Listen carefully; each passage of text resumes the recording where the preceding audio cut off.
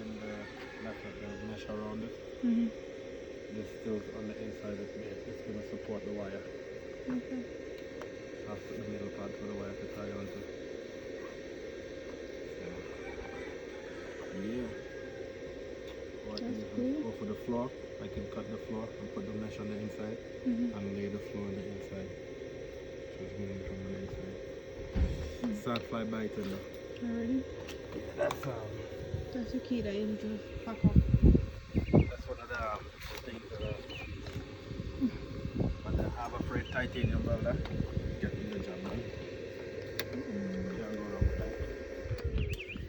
Yeah, Harbor Freight in Jamaica. Little piece. That's too short.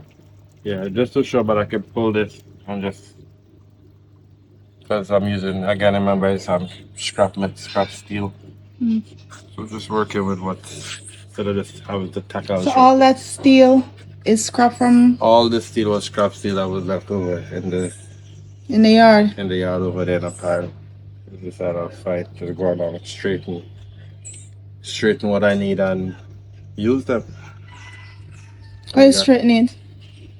Sledgehammer and your uncle have a angle iron steel over there that he used for body work back in the days. So I use that. And then you weld it up. Weld it up with the titanium 125 flux core welder from Harbor Freight. Since high school days, this is the most I've been doing welding. Nobody know when you leave high school, so. Again, after trade, yeah. I haven't been I'm not a professional welder. After school. How are you building, boss? Rabbit cub. A rabbit cub. Okay.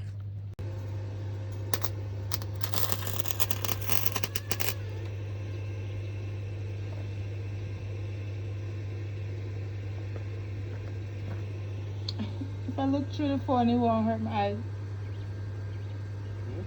If I look through the phone.